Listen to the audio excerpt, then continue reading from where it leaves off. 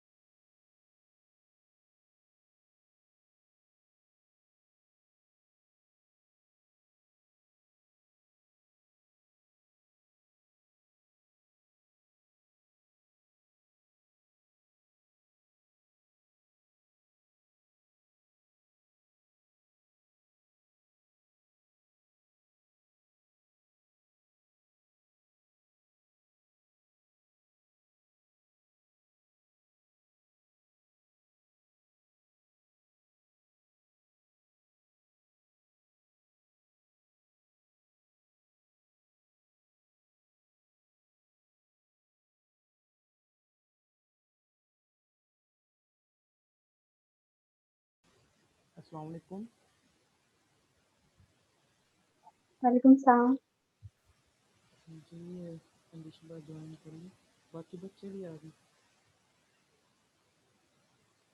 अभी किसी ने भी ज्वाइन नहीं किया, अभी साढ़े आ जाएंगे 10 बजे तक।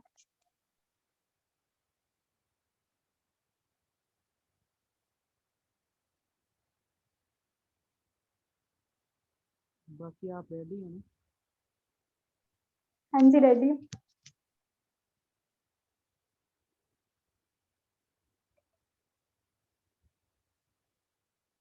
चलिए सर भी आ जाते हैं।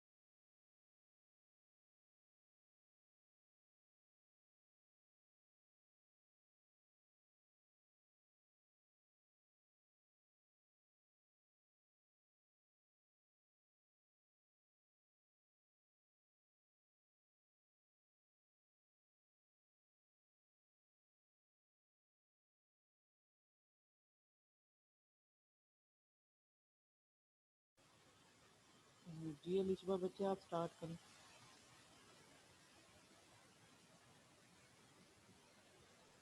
जी सर।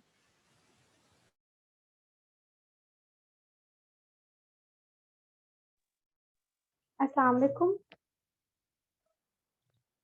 थोड़ी देर वेट कर लें स्टूडेंट्स का। हाँ, 2 मिनट तक आप स्टार्ट करते हैं। चलिए, सही है।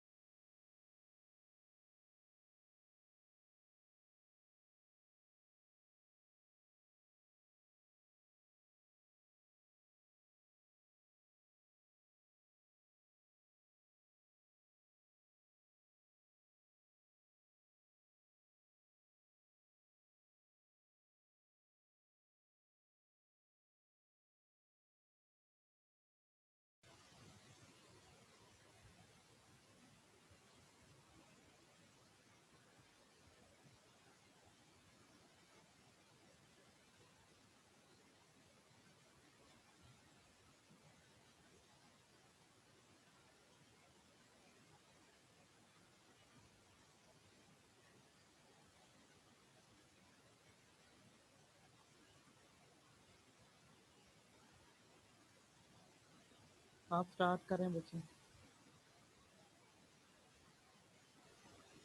जी सर।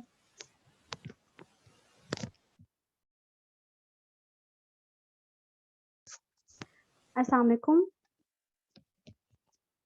कैसे हैं आप सब?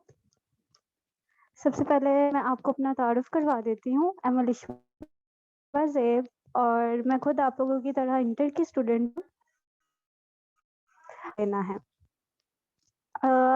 अपग्रेड टीम की जो है वो मैं पार्ट हूँ। इसके अलावा मैं आपको बताती हूँ आज का सेशन किस लिए है। आज का सेशन जो है वो हमने रशिया में कैसे एमबीबीएस करना है उसकी सारी इन्फॉर्मेशन आज के सेशन में आपको दी जाएगी, जो कि डॉक्टर हमाद आपको देंगे। डॉक्टर हमाद जो है उनका भी मैं आपको तारुफ करवाना चाहूँगी।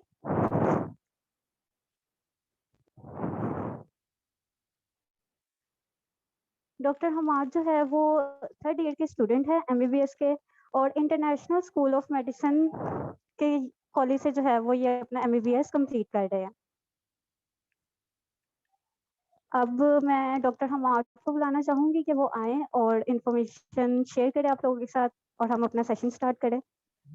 डॉक्टर हमाद। अस्सलाम वालेकुम। वालेकुम सलाम। वालेकुम सलाम। आवाज आ रही है मेरी? जी सर जी। ठीक। अस्सलाम वालेकुम। उम्मीद आप सब खैरियत से होंगे। तो आप लोगों के सेकंड ईयर के एग्जाम सबके कंप्लीट हो गए हैं ना? Yes sir. तो ठीक है, इस हवाले से मैं आपको आज एमबीबीएस के बारे में गाइड करूंगा कि कैसे जो है आप किर्गिस्तान में या रशिया में यहाँ पे आप एमबीबीएस कैसे कर सकते हैं। तो इसके लिए सबसे पहले तो आपको जो है ना इंट्री टेस्ट तो लाजमी, आप उम्मीद है कि आप सबका अल्लाह करे कि पाकिस्तान में एडमिशन हो जाए एमबीबीएस में। तो एमबीबीएस में अगर एडमिशन हो जाता है तो ये बहुत ही अच्छी बात है। अगर नहीं होता तो इसके बाद आपको परेशान होने की कोई जरूरत नहीं है, क्योंकि आप एमबीबीएस जो है आप रशिया से भी कर सकते हैं और भी मुख्तलिफ कंट्रीज हैं जो आपको एमबीबीएस करवा सकते हैं। इसमें कोई भी वो शक व शुबे वाली कोई बात नहीं है। तो इंट्री टेस्ट तो मे बी नेक्स्ट मंथ आपका होगा। कब हो रहा है इंट्री टेस्ट? सितंबर। हाँ, सितंबर में। तो सितंबर में आपका इंट्री टेस्ट होगा, तो उसके बाद जो है ना आपके एडमिशन्स जो हैं यहाँ पे किर्गिस्तान में अगर आपने एडमिशन लेना है तो इस हवाले से आपको अपने जो है सारे कागजात वगैरह डॉक्यूमेंट्स वगैरह जो हैं वो इंट्री टेस्ट के बाद ही जमा करवाने चाहिए। तो मैं जो हूँ मैंने भी इंट्री टेस्ट से तैयारी की है मुल्तान किप्स कॉलेज में। शायद आप में से बहुत सारे स्टूडेंट्स होंगे मुल्तान के, तो मुल्तान किप्स कॉलेज का नाम सुना हुआ होगा आपने। तो मुल्तान से वहाँ से मैंने इंटर टेस्ट की तैयारी की थी और उसके बाद मुस्लिम कॉलेज से मेरी इंटर है, मुस्लिम कॉलेज ऑफ मुल्तान से। उसके बाद मैंने भी इंटर टेस्ट दिया था, तो मेरे भी 950 मार्क्स बने, लेकिन जो है पाकिस्तान में एडमिशन नहीं हुआ। जैसा कि आप सबको पता है कि पाकिस्तान में एडमिशन लेना तो बहुत ही मुश्किल बात है। तो 92 पे तो हमारा एग्रीगेट बनता है जाके। तो इसलिए मैं भी बहुत परेशान था जब एमबीबीएस हुआ तो भी कैसे एडमिशन होगा, क्या होगा। लेकिन तब जो है ना हम मेरे एक पापा के दोस्त ही थे, वो यहाँ से एमबीबीएस करके गए थे और वहाँ पे जॉब कर रहे हैं अभी पाकिस्तान में। तो उनसे मेरा राब्ता हुआ। जैसे ही उनसे राब्ता हुआ तो फिर मैंने भी अपने कागजात वगैरह हर चीज़ जमा करवाई और यहाँ पे आके बंदा पहले पर हर बंदा परेशान होता है कि जी कैसे एडमिशन होगा, नहीं होगा, वहाँ पे जाके क्या करना है, कैसे रहना है, ये वो। लेकिन जब आप यहाँ पे आएँगे हर चीज़ कंफर्टेबल है यहाँ पे। मुझे यहाँ पे तकरीबन 3 साल हो गए हैं। 3 साल में आज तक मुझे नहीं ऐसा फ़ील हुआ कि मैं बाहर वाले किसी और कंट्री में आया हूँ, फ़ॉरेन में हूँ, या यहाँ पे कोई मसला-मसाइल है। यहाँ पे किसी चीज़ का कोई इश्यू नहीं है। ठीक है? तो आप सबको जो है सबसे पहले तो मैं आप सबको ये बताऊँगा कि आप जो है अपना एंट्री टेस्ट जो है वो फुल अच्छे तरीके से मेहनत करके फुल कॉन्फिडेंट के साथ एंट्री टेस्ट दें। क्योंकि आपको पता है कि पाकिस्तान की मुख्तलिफ यूनिवर्सिटीज़ जितनी भी हैं, वो एंट्री टेस्ट जो है आपका काउंट करके, अगर आपने डीवीएम में या डी फार्मेसी किसी भी फील्ड में मेडिकल की में एडमिशन लेना है ना, तो आपको एंट्री टेस्ट के मार्क्स लाज़मी आपको जो है वहाँ पे काउंट होंगे। अगर एंट्री टेस्ट में मार्क्स नहीं अच्छे होंगे तो ज़ाहिर-सी बात है आपका वहाँ पे भी एडमिशन नहीं होगा। क्योंकि बहुत सारे बच्चे ऐसे होते हैं जो पहले यहाँ पे कोशिश करते हैं पाकिस्तान में अप्लाई करने की, अगर पाकिस्तान में नहीं होता तो फिर जो है बाहर की ट्राई करते हैं। तो अगर उनके मार्क्स ही अच्छे नहीं होंगे तो फिर ज़ाहिर बात है अगर आपने बाहर यहाँ भी आना है तो 70 प्लस मार्क्स नहीं में तो आपका जो है फ्यूचर तो फिर किसी काम का नहीं है अगर आपने मेहनत ना की। तो सबसे पहले तो आपको जो है अपने एंट्री टेस्ट में अच्छे तरीके से मेहनत करें। ठीक है, अगर आपको इस हवाले से किर्गिस्तान में एमबीबीएस के हवाले से अगर आपने किसी ने कोई इन्फॉर्मेशन लेनी हो, किसी किस्म का कोई आपको डाटा चाहिए हो, यानी कि आजकल पाकिस्तान में आप बहुत सारे स्टूडेंट ने सुना होगा कि किर्गिस्तान के बारे में जो है ना एमबीबीएस वहाँ पे सही नहीं हो रहा, वहाँ के डॉक्टर्स की पाकिस्तान में वैल्यू नहीं है, ये है, वो है। क्योंकि हम भी सुनते रहते हैं ये बहुत सारा कुछ पाकिस्तान में। तो ऐसी कोई बात नहीं है यहाँ पे। आपको पता होगा कि पाकिस्तान के आपने इस दफ़ा जो एफसीपीएस में टॉप किया है वो हमारी ही यूनिवर्सिटी का एक स्टूडेंट है जो 2010 में ग्रेजुएट हुआ था यहाँ से और एफसीपीएस में उसकी वर्ल्ड रैंक में नंबर 1 पोज़ीशन आई है। तो ये सब आपकी जो है मेहनत पे डिपेंड करता है कि आप कितनी मेहनत करते हैं, कितना पढ़ते हैं। यूनिवर्सिटी तो आपको ज़ाहिर बात है हर यूनिवर्सिटी आपको नॉलेज देती है। पाकिस्तान की कई यूनिवर्सिटीज़ आपको नॉलेज देंगी। लेकिन जब तक सेल्फ स्टडी नहीं होगी तब तक कुछ भी नहीं होगा। तो अपनी सेल्फ स्टडी पे ज़्यादा फ़ोकस करें।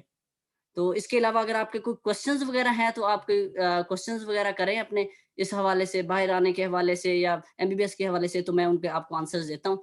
तो अगर किसी का कोई क्वेश्चन वगैरह हो तो बताएँ, क्योंकि मेरे एग्ज़ाम्स हो रहे थे तो कासिम भाई ने मुझसे राब्ता किया कि वो टाइम देना है, तो बस एग्ज़ाम्स की वजह से टाइम थोड़ा-सा शेड्यूल बिज़ी है, तो इस वजह से मैं उम्मीद है कि ये हम 40 मिनट्स में अपनी जो है ना कंप्लीट डिस्कशन कर लेंगे, तो उसके बाद फिर इंशाल्लाह फाइनल सेशन एक और उसके बाद रखेंगे एग्ज़ाम्स के बाद।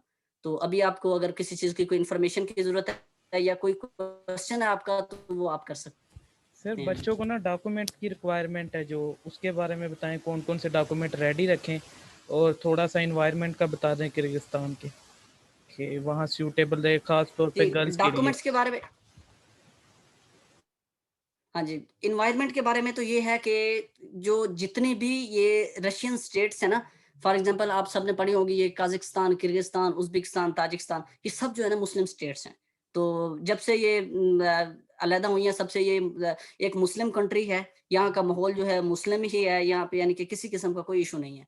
तो गर्ल्स के हवाले से ये है कि यहाँ पे जितनी भी गर्ल्स आई हुई हैं अभी तक पाकिस्तान की या और भी मुस्लिम कंट्रीज़ की, तो उनको अपनी कस्टडी में रखते हैं हॉस्टल वाले। यहाँ पे हॉस्टल है पाकिस्तानी स्टूडेंट्स के अलग हैं, लड़कों के अलग हैं और लड़कियों के अलग हैं।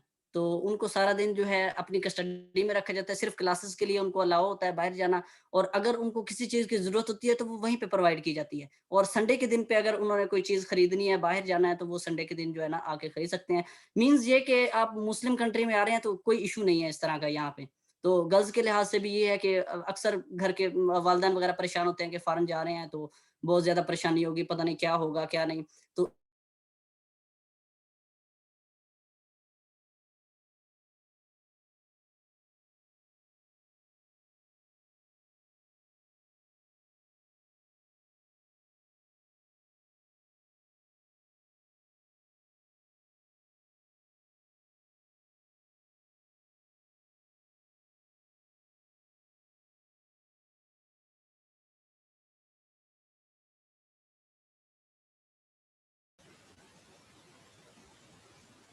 आवाज़ आ रही?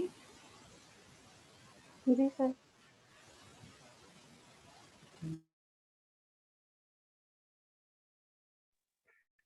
डॉक्टर हम आपके शायद सिग्नल्स का इश्यू हो गया है।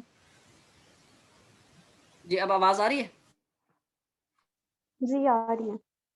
हाँ जी, तो आपको डॉक्यूमेंट्स के लिहाज से आपको सबसे पहले मैट्रिक, इंटर के दोनों के डीएमसी चाहिए। इसके अलावा आपको चाहिए पुलिस क्लीयरेंस सर्टिफ़िकेट, और वीज़ा जो है वो आपको यूनिवर्सिटी ही प्रोवाइड करेगी जब आप अप्लाई करेंगे।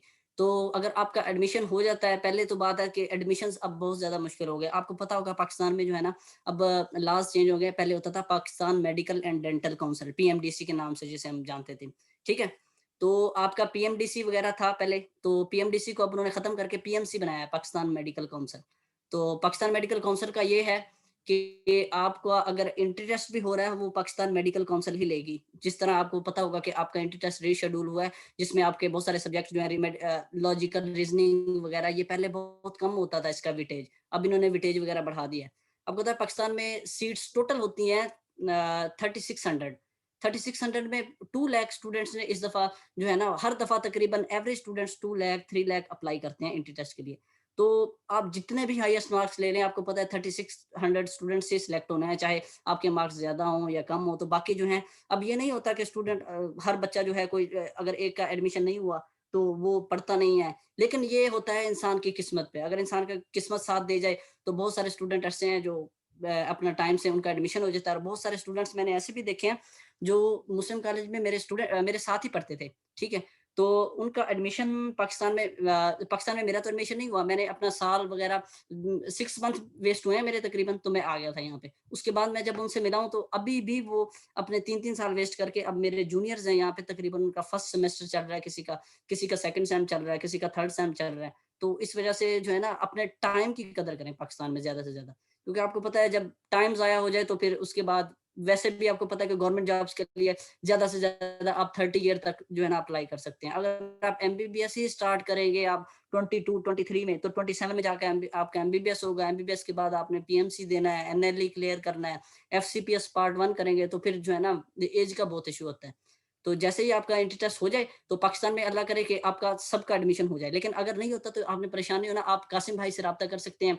कासिम भाई को बता दें, सिर्फ जो विलिंग हो स्टूडेंट्स अपने डॉक्यूमेंट्स वगैरह सबसे पहले तो हैं उनमें आपको मैट्रिक, एफएससी इनके रिजल्ट कार्ड, उनके अलावा जो है आपका पुलिस क्लियरेंस सर्टिफिकेट चाहिए। और इन सब की ना आपने पाकिस्तान से इनको चेक करवाना है, पाकिस्तान से ये अटेस्ट होंगे आपके बोर्ड्स हैं जो खास तौर पे जो मुल्तान से, जैसे मैं मुल्तान बोर्ड से था, तो आप सबसे पहले जाएँगे मुल्तान बोर्ड। तो मुल्तान बोर्ड से अटेस्टिंग करवानी है, फिर आपने जाना है पाकिस्तान फॉरेन मिनिस्ट्री जो है इस्लामाबाद में, वहाँ से करवानी है, और फिर आईबीसीसी ऑफिस है इस्लामाबाद में, आपने वहाँ से ये तीनों जगह से अटेस्टेशन जब आप करवा लेंगे ना, इसका मतलब ये है कि आपके जितने भी डॉक्यूमेंट्स हैं सारे लीगल हैं। तो आप उसके बाद अपने डॉक्यूमेंट्स की जो है फ्रंट एंड बैक पिक्स यानी कि स्कैन करके ना उनको सेंड कर सकते हैं। तो जैसे ही आप हमसे राब्ता करेंगे, कासिम भाई से राब्ता कर लें, जो बंदा भी विलिंग हो, जिसको किसी किस्म का कोई इन्फॉर्मेशन चाहिए हो, क्योंकि अब ज़ाहिर बात है 40 मिनट्स में तो अब कंप्लीट इन्फॉर्मेशन देना तो बहुत ही मुश्किल है। तो बाद में भी आप कॉन्टैक्ट कर सकते हैं कासिम भाई से, जैसे आपको किसी किस्म की कोई चीज़ की ज़रूरत हो। उसके बाद तो आप बाकी इंटी टेस्ट वगैरह दें सब, तो इंटी टेस्ट में अच्छे मार्क्स लें, उसके बाद पाकिस्तान में अप्लाई करें। पाकिस्तान में अगर नहीं होता तो फिर जो है ना आप ये डॉक्यूमेंट्स वगैरह आपने जमा करवा के तो हर चीज़ जो है ना आप कर सकते हैं। इसके अलावा मैं आपको बताना चाहूँगा कि यहाँ पे अक्सर पाकिस्तान में जो बताया जाता है कि जी कॉलेज अच्छा नहीं है, तो ये है तो वो है, स्टडी अच्छी नहीं है। तो पाकिस्तान की जो किंग एडवर्ड, आपको पता होगा पाकिस्तान की किंग एडवर्ड मेडिकल यूनिवर्सिटी जो सबसे टॉप मेडिकल यूनिवर्सिटी है, ठीक है? उसकी रैंकिंग है 7,954, ठीक है? ये इंटरनेशनल वर्ल्ड रैंक है जो यूनिवर्सिटी का। तो उसके अलावा जो हमारे यहाँ पे बहुत सारी यूनिवर्सिटीज़ हैं, जैसे कि उज़्बेकिस्तान की है ताशकंद यूनिवर्सिटी, उसकी है उसकी है 5,882, ये वर्ल्ड रैंक है। क्योंकि डब्ल्यूएचओ वर्ल्ड हेल्थ ऑर्गेनाइज़ेशन हर साल जो है ना अपना एक्रीडेशन करती है, चेक करती है आके यूनिवर्सिटीज़ को कि आपकी यूनिवर्सिटीज़ के अंदर ट्रॉमा सेंटर्स हैं, आपकी यूनिवर्सिटी के अंदर लेबॉरेटरीज़ वगैरह हैं, हर चीज़ है, इस तरह की अगर सहूलियात हर चीज़ होगी स्टूडेंट्स की, तो फिर वर्ल्ड रैंक दिया जाता है, ऐसे भी वर्ल्ड रैंक नहीं दिया जाता। तो आप खुद अंदाज़ा करें कि ये तो आप लोग सब जानते हैं, इंटरनेट पे हर चीज़ मौजूद है, आप सर्च कर सकते हैं कि जो हर चीज़ के आपको पता है नेगेटिव पहलू भी होते हैं, पॉजिटिव पहलू भी होते हैं।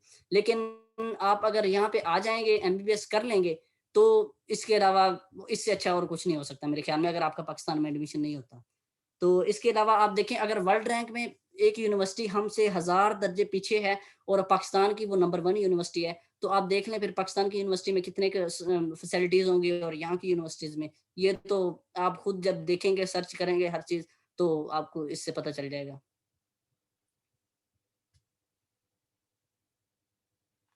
अच्छा सर, बेसिक स्टार्टिंग फ़ीस कितनी होगी?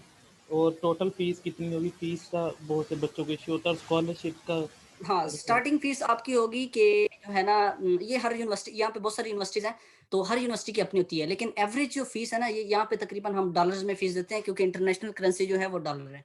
तो आप डॉलर में तकरीबन एवरेज फीस जो है वो $1800 पर सेमेस्टर होती है। आपको पता है पाकिस्तान में जो है वो ईयरली सिस्टम है, हर साल पढ़ाया जाता है, आपको साल बाद एग्ज़ाम होते हैं। लेकिन यहाँ पे एमबीबीएस जो है वो सेमेस्टर वाइज़ करवाया जाता है। तो पर सेमेस्टर फीस होती है तकरीबन $1600, $1700 या $1800, तकरीबन इतनी होती, क्योंकि जब मैं आया था तब इतना रुझान नहीं था। आज से तकरीबन 3-4 साल पहले, तो तब हमारी फीस थी $1400, ठीक है? $1400, तो अब खैर जैसे-जैसे स्टूडेंट्स ज़्यादा आ रहे हैं, उनको पता चल रहा है, तो अब फीसेस भी यहाँ पे बढ़ गई हैं, लेकिन फिर भी ज़्यादा नहीं है। पाकिस्तान की तकरीबन ये बनती है 2,40,000 बनते हैं ज़्यादा से ज़्यादा पर सेमेस्टर। 2,40,000 आप कर लें, तो ये आपके बनते हैं 5,50,000 तक बनते हैं आपके पर ईयर। और अगर आप पाकिस्तान में एडमिशन लेंगे प्राइवेट, तो फिर आपको पता है कि पाकिस्तान की तो अब नई पॉलिसीज जो आई हैं उसमें आपको डोनेशन वगैरह देनी पड़ती है और भी बहुत सारे हैं मसले। तकरीबन आपका 20 लाख पर ईयर खर्चा पाकिस्तान में हो जाएगा, इसके लगभग हो जाता है, इससे कम नहीं होता, क्योंकि पाकिस्तान की बहुत सारी यूनिवर्सिटीज जो है ना। इसके अलावा आपको एक और बात बताऊं कि आप जब अपना इंटर टेस्ट दे लेंगे ना सारे लोग, तो इंटर टेस्ट देने के बाद आपको बहुत सारे बंदे मिलेंगे यहाँ पे कि जो है ना बहुत सारे एजेंट्स होते हैं जो आपको किर्गिस्तान भेजते हैं, रशिया भेजते हैं, बहुत सारे, क्योंकि उनका तो एक काम है, उन्होंने तो बिजनेस करना ही करना है। तो वो आपको यहाँ पे जब भेजेंगे तो आपसे तकरीबन $1000, $1500, जहाँ पे जितना कोई उनके पास जो फंस गया फॉर एग्जाम्पल, तो वो उतने डॉलर आपसे रख के आपको भेज देंगे यहाँ पे। लेकिन इसके अलावा अगर हम यहाँ पे जैसे स्टूडेंट्स हैं, तो अगर आप हमसे रब्ता करेंगे तो सिर्फ मुझसे नहीं, मेरे अलावा और भी मेरे सीनियर जूनियर्स हैं जितने भी हैं, हमसे रब्ता करेंगे, आप कासिम भाई के थ्रू हमसे रब्ता करेंगे, ये जो भी होगा, तो आपको उतनी ही फीस बताई जाएगी जितनी यूनिवर्सिटी लेगी। उसके अलावा ना कुछ ऊपर होगा ना कुछ नीचे होगा, क्योंकि आपको पता है कि हमारा काम तो यही है कि एक स्टूडेंट अगर एमबीबीएस करने यहाँ पे आ जाए, उसका एमबीबीएस हो जाए, तो उसके अलावा तो जो है ना हमें उससे अलावा और कुछ नहीं चाहिए। अगर एक बंदा पढ़ने वाला हो, उसका बस फ्यूचर बन जाए, तो आप ये है कि किसी ऐसे के हाथ नहीं चढ़ना जो आपको सब्ज बाग दिखाएगा। कुछ लोग आपको ये बताएंगे कि जो है ना आपको रशिया भेज देते हैं, तो रशिया एक अलग है, ठीक है। आपको पता है रशिया की 7 स्टेट्स हैं, जो ये किर्गिस्तान, ताजिकिस्तान, उज्बेकिस्तान, तो इसकी स्टेट्स हैं। उज्बेकिस्तान भी करवा रहा है एमबीबीएस, किर्गिस्तान भी करवा रहा है, ताजिकिस्तान भी करवा रहा है, ये सारी स्टेट्स एमबीबीएस करवा रही हैं। तो आप इनमें से मैं तो किर्गिस्तान में हूँ, ठीक है। हमारी यूनिवर्सिटी की अल्हम्दुलिल्लाह रैंकिंग भी बहुत अच्छी है, और हर चीज़ जो है स्टडी के लिहाज से मैं आपको गारंटी देता हूँ इस यूनिवर्सिटी की, क्योंकि स्टडी के लिहाज से आपको किसी किस्म की कोई परेशानी नहीं होगी। और अक्सर यूनिवर्सिटीज़ में ऐसे होता है कि वो WHO से रजिस्टर नहीं है, आपको वो यहाँ पे भेज देते हैं आपसे पैसे वगैरह लेके, तो बाद में जो है आपकी बात नहीं सुनते, क्योंकि बाद में जब इंसान पैसे दे दे तो फिर उनका तो कोई लेना देना नहीं होता। अगर आप यहाँ पे आएँगे, तो अगर आप में से कोई विलिंग होगा, तो आप कासिम भाई से जैसे ही राब्ता करेंगे, तो इंशाल्लाह मैं कोशिश करूँगा कि खुद उसका एडमिशन करवा के, तो एयरपोर्ट वगैरह से खुद रिसीव करके तो उसे हॉस्टल में छोड़ दूँगा। मीन्स ये कि उसे यहाँ पे कोई इश्यू नहीं होगा।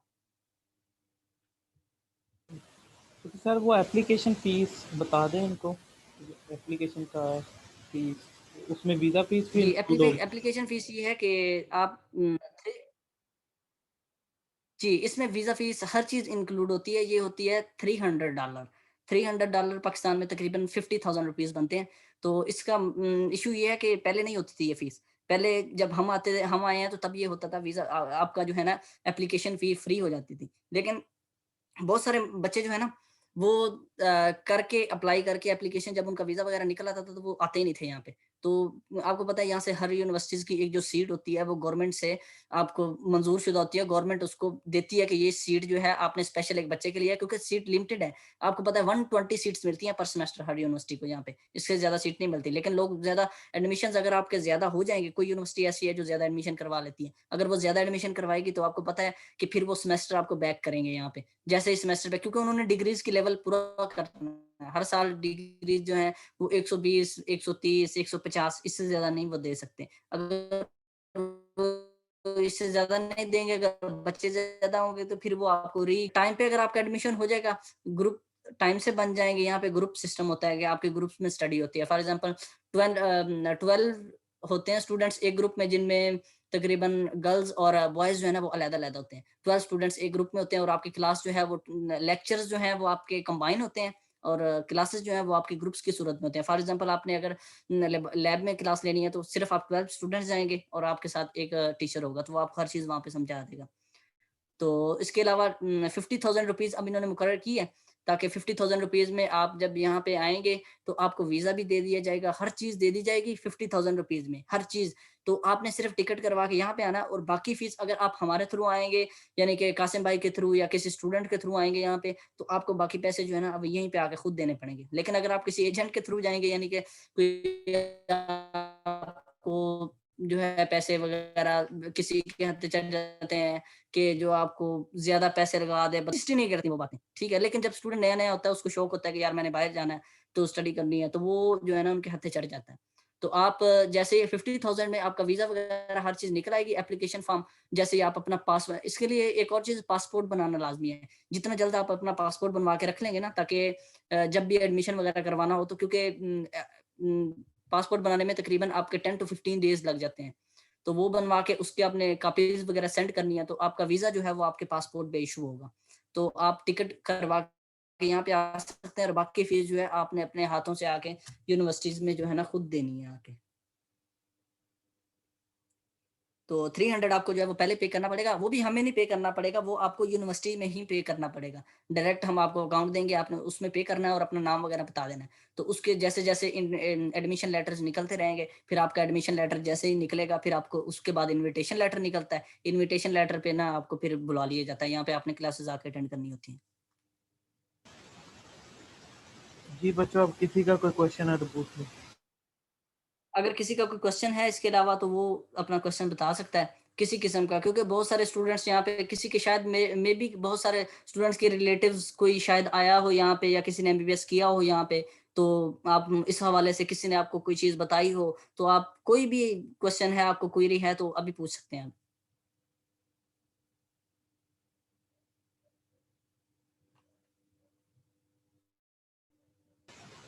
अदरवाइज ये सेशन दोबारा फिर होगा एक डॉक्टर हमाद के साथ, जब आप लोगों का एंट्री टेस्ट हो जाएगा ना। जी, अभी अक्सर असल में अभी एग्ज़ाम्स वगैरह चल रहे थे, तो एग्ज़ाम्स की वजह से तो बस टाइम थोड़ा निकला है, तो इसी वजह से आपको पता है कि 10 बजे का सेशन मैंने ही कासिम भाई को कहा था, क्योंकि दिन के टाइम पे तो सारा दिन बिज़ी होते हैं, तो फिर शाम का टाइम मैंने इनको कहा था कि शाम के टाइम पे रखें। तो जो है फाइनल सेशन हम रखेंगे, ये तो हमने सिर्फ़ आपको इंट्रोडक्शन के लिए बताया कि ये चीज़ें हैं जो पाकिस्तान में लोग कहते हैं कि जो है ना, आपका एमबीबीएस जो है, अगर आप पाकिस्तान से एमबीबीएस करके आएँगे, किर्गिस्तान से सॉरी एमबीबीएस करके आएँगे, तो आपको जो है ना यहाँ पे जॉब नहीं मिलेगी। लेकिन इसकी मैं आपको बहुत सारे एग्ज़ाम्पल्स दे सकता हूँ, क्योंकि मेरे तो रिलेटिव्स बहुत सारे हैं जो कर रहे हैं पाकिस्तान में जॉब। क्योंकि मैं भी इसी ही गलतफ़हमी का शिकार था कि यार मैं अगर बाहर से पढ़ गया तो पाकिस्तान में जॉब नहीं मिलनी। तो मैं जब मिला उनसे, तो उन्होंने मुझे बताया, तो अल्हम्दुलिल्लाह आज मेरा 3rd ईयर चल रहा है यहाँ पे, बस 2 साल बाकी रह गए हैं, तो उसके बाद इंशाल्लाह पाकिस्तान में जो है, अब तो वैसे भी आपको पता होगा कि पाकिस्तान ने पीएमसीआई है, पाकिस्तान मेडिकल काउंसिल, उसने सबको कर दिया इक्वल। तो अगर आप पाकिस्तान में प्राइवेट भी एडमिशन ले लेंगे, फॉर एग्जांपल 1 करोड़ आप खर्चा कर भी देते हैं, तो आपको फिर भी जो है पीएमसी का एनएलई अब एग्ज़ाम है, उसका नाम है नेशनल लाइसेंसिंग एग्ज़ाम, तो आपको फिर वो भी देना पड़ेगा, चाहे आप गवर्नमेंट से पढ़े हो, चाहे आप बाहर से पढ़ के आए हो। उसमें उन्होंने रखा 70% मार्क्स, अगर आपने 70% मार्क्स लिए तो आप पास हैं, आपको लाइसेंस मिलेगा पाकिस्तान में जॉब करने का। अगर आपके पास लाइसेंस नहीं है, तो आप जॉब नहीं कर सकते पाकिस्तान में। मीन्स के आप सब अब पाकिस्तान में इक्वल हैं। क्योंकि आपको पता है पाकिस्तान में बहुत सारा प्राइवेट माफिया था जो पैसे लेता था, पैसे वगैरह लेके तो जो है ना एडमिशन दे दिया बच्चों को। किसी के ताल्लुकात हुए इतने, अपने ताल्लुकात को इस्तेमाल करके उसने एडमिशन ले लिया। जब एंड पे आए तो रिजल्ट 0, लड़के पढ़ते नहीं थे, क्योंकि पाकिस्तान में एडमिशन होगा इसका मतलब है वो डॉक्टर है। और जब पाकिस्तान के इंटरनेशनल तौर पे डब्ल्यूएचओ ने फिर एक्रीडेशन शुरू की, तो उसमें पाकिस्तान के डॉक्टर्स का नाम ही नहीं आता था, क्योंकि आपको पता है कि हर साल न्यू रिसर्चेज़ आ रही हैं। बीमारियाँ जैसे-जैसे आपको पता है इंसानी आबादी बढ़ती है, बीमारियाँ बढ़ रही हैं, तो उनके इलाज पाकिस्तान में कोई भी साइंटिस्ट अभी तक नहीं आया, ठीक है? आते हैं लेकिन बहुत कम मिकदार में। तो उन्होंने जैसे एक्रीडेशन शुरू की, तो उसपे एक मुकम्मल लाहे-अमल तैयार किया गया। अब पीएमसी बनाई है कि जो बंदा वो टेस्ट क्लियर करेगा, मीन्स कि अगर वो क्वालीफाई कर सकता है, डॉक्टरी पाकिस्तान में ये प्रैक्टिस कर सकता है, तो फिर ही वो पास करके 70% मार्क्स लेके पाकिस्तान में जो है ना फिर जॉब का अहल होगा, वरना नहीं होगा। चाहे आप बाहर से करके आएँ, चाहे आप पाकिस्तान से करें, गवर्नमेंट से करें, प्राइवेट से करें, ये सारे बराबर हो गए हैं पाकिस्तान में।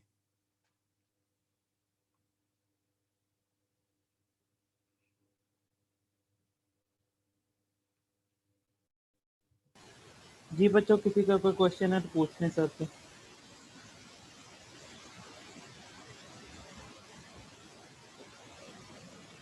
आई थिंक सारे सो गए, किसी का कोई क्वेश्चन नहीं। जी पूछें जिसका है। हाँ, अगर किसी का कोई क्वेश्चन है, इसके अलावा कोई भी चीज़ किसी को कोई इन्फॉर्मेशन चाहिए हो, तो आप अभी मैं मौजूद हूँ, तो आप मुझे बता दें। किसी का कोई क्वेश्चन हो तो उसका मैं अभी आंसर दे देता हूँ आपको। नो सर, फिलहाल कोई क्वेश्चन नहीं है। ठीक है। चलें ठीक हो गया। बहुत शुक्रिया डॉक्टर हमाद साहब, ठीक है, आपने थैंक यू। टाइम दिया। Best of luck. अल्लाह करे आप सब लोगों के जो है एग्ज़ाम्स, इंटर टेस्ट में अच्छे मार्क्स आएँ, तो मेहनत करें, अपनी स्टडी पे फ़ोकस करें, तो इंशाल्लाह फिर मिलेंगे नेक्स्ट मीटिंग में। इंशाल्लाह sir, thank you sir. Welcome. Sir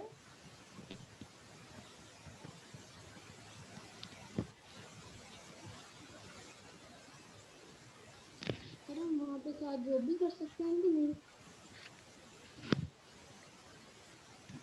जी बच्चे किस थोड़ा सा ऊंचा बोल रहे हैं।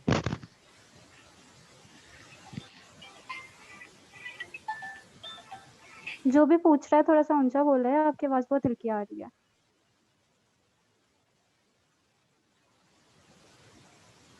जी बच्चे, आपने कहा जॉब भी कर सकते हैं, तो जॉब की वो परमिशन नहीं देते ड्यूरिंग स्टडी, क्योंकि एमबीबीएस है ये। आप लोग, हाँ, अगर आप यूरोप वगैरह में एमबीबीएस के दौरान कोई भी नहीं देगा, तकरीबन कोई कंट्री अलाउ नहीं कर। तो वैसे कोई ठीक है, बीबीए वगैरह कोई दूसरी फील्ड स्टार्ट करेंगे उसके लिए अलाउ कर देते हैं। ठीक है। ठीक है सर, अब आप इनको अच्छा, बता दें, सेशन हो जी जी गया तो। बिल्कुल। अच्छा, अब दूसरी बात ये है कि एम कैट का जो आप लोगों का स्टार्ट होने वाला है, ठीक है, तो एम कैट की तैयारी किस किस ने अकेडमी ज्वाइन की हुई है? किसी ने अभी प्रिपरेशन स्टार्ट की है या कोई अकेडमी ज्वाइन की है? नो। बच्चों बोलो तो सही, कोई रिस्पॉन्स तो दें।